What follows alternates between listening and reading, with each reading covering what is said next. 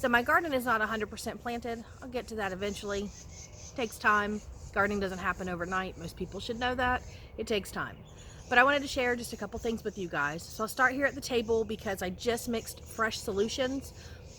Whenever I go to use any of my tools from last year, I go ahead and I clean them first to make sure they're nice and clean and sparkly white, and then I refill them with fresh pesticides and fresh disease resistant solutions, and that way I'm not putting old stuff on there that could actually cause problems. Okay, this is a big pump sprayer. It actually has the long handled wand, a little tangled, sorry, but the long wand on it. And these are really good for pest controls. You can get down under the plants, you can twist this over with your angle, and you can actually get underneath the leaves, things like that. These are really good, and it's a pump style. Now I went ahead and I've made my solution, and all it is water with a couple drops of dish soap. I usually just do like a nice squirt, and then I use neem oil. Now the neem oil is all organic. If you're using any other pesticide, that's fine. Choice is up to you in your garden, but I do 100% organic. So I add the amount that's instructed. You need to make sure you read your directions because you have different measurements on your sprayer bottles here, and it depends on if you want to fill it to the top or halfway or just a little bit. I have a lot of plants and these things do get heavy, so yeah, I fill them up pretty good. But it's a nice little pump action. It has this piece that screws in first, and you want to make sure that's nice and tight, and then the pump part actually goes in. And I will put that in and screw the lid down. And basically all you do is you pump it to ensure that there's air. Listen for it. It's leaking. It's not tight enough. So I need to take this and release my air. And I need to go ahead and screw that on a lot tighter. You can learn that real quick when you start to use these. That piece should not come out at all with the pump. And that's how you know that you've gotten it in tight enough. So let's try again. A lot better. It's not leaking as much. This actually has a lock on it, so I can lock the handle so it doesn't pump or get into my way. And again, this is to release the pressure. You want to do that every time you use it. And it's just a real simple little nozzle that sprays, and the air will actually create the spray in it. And so that's just neem oil, and that's for pest control. This one right here, it's another pump action. It's not as advanced as that one with the sprayers and all of that stuff. You do have a nozzle you can turn to figure out if you want a mist or an actual spray, but you just pump it, and it has an on-off spot, but you just hold your handle down and it makes a spray. In this, because I use it for disease control and I use it for blossom end rot. Okay, so in this sprayer, it's a green solution because I chose not the fruity flavors, but the mint flavored antacids. And all it is a calcium carbonate, and that's going to help with your blossom end rot. Anytime your blossoms don't get pollinated correctly, or they're not pulling in enough calcium from your actual soil, then they end up causing blossom end rot, and the bottoms of your tomatoes will rot out. And you don't want that. You want to prevent that. So calcium carbonate or antacids works really well for that. You can also mix an Epsom salt to this if you wanted to help it kind of stick better. The magnesium in the Epsom salt will actually help it kind of absorb into the plants more. But I don't always do that until I actually need to. So for now, it's just that and a bunch of peroxide. And I just did a solution of like one, I'm trying to see the measurements. I sprayed it. I filled up my sprayer and I put in like 4 tablespoons of peroxide. You can use even more, but that's going to help with any of the disease on your tomato plants or your squash plants. Anything that, even your cucumbers, the powdery mildews, the wilts, all of that, it's an outside bacteria sitting on the leaves. So spraying a little bit of this on there is going to help prevent all of that. And I use peroxide and it's worked great for me for years. Let me move on to show you what I dig with and what I weed with. Okay, so I'm over here at my new trellising and I've got some tomato plants. I grow mine in these 16-ounce coffee cups. They're paper cups. A lot of people grow in the solo cups. It's the same size. This one's just paper, not plastic. Now, favorite tool, a ball bogger. This is made for planting bulbs in the ground, but if you see this, it's basically the same size as my cup. So what does that mean? That means it's so much easier to dig a hole. I've got 2 tomato plants here, and so I'm going to show you the difference. Here's my ball auger. I just put it into the ground and twist it around. It's catching some fresh weeds in there.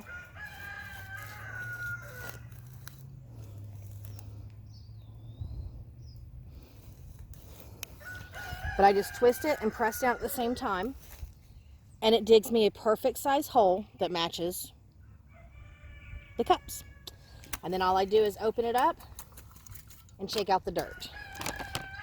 Now I have a mix here of organic fertilizer along with a little bit of bone meal. I'm going to sprinkle some of that in and put in the tomato plant. But first, let's go ahead and dig the hole with a shovel. And I'm going to show you the difference between digging with a shovel and using the ball auger.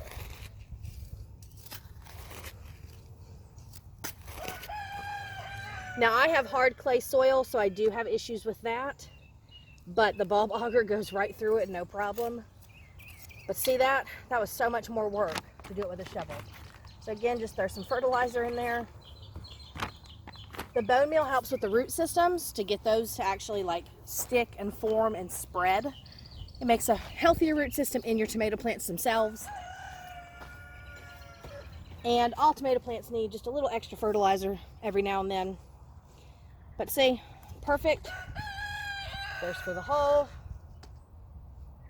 and there's for the ball auger. And now what I like to do is I like to come through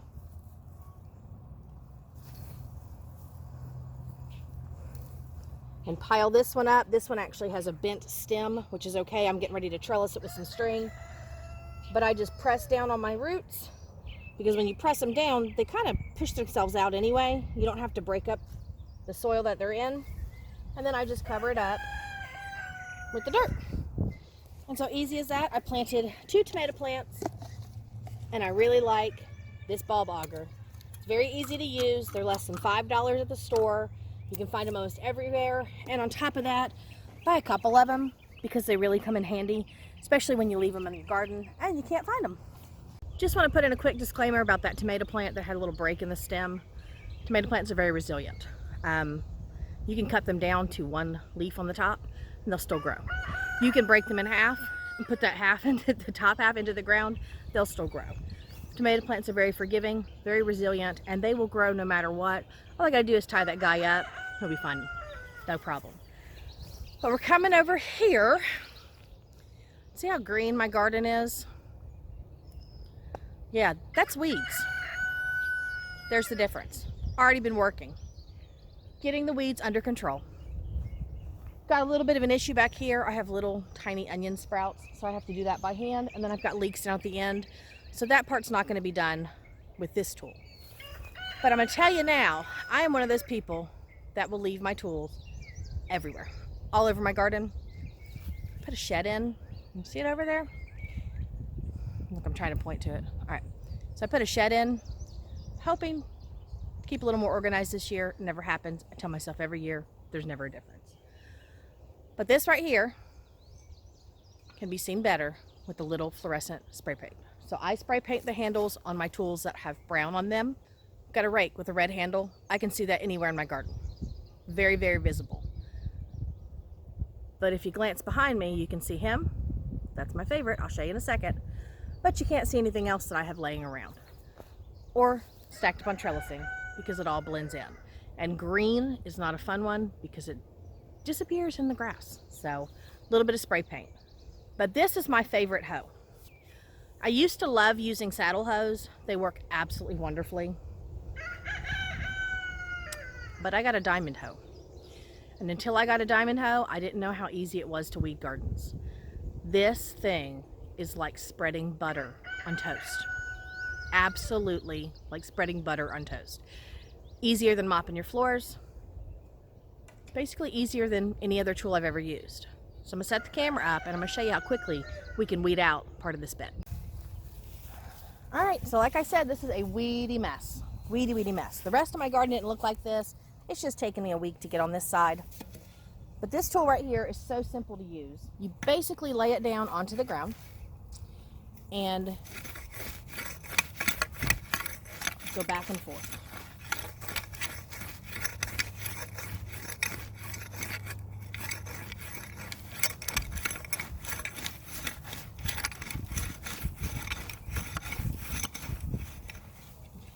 Now what I'll do is I'll come out with a rake and I'll get all of this stuff here and move it off the top. But you can see how quickly that was.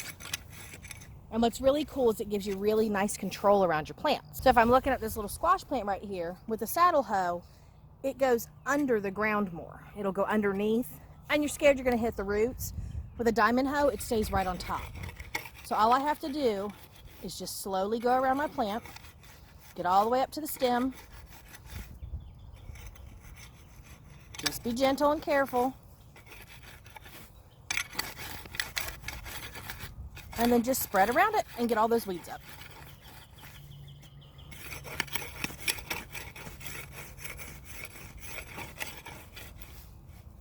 Now, these weeds right here, I just put dirt on it, sorry.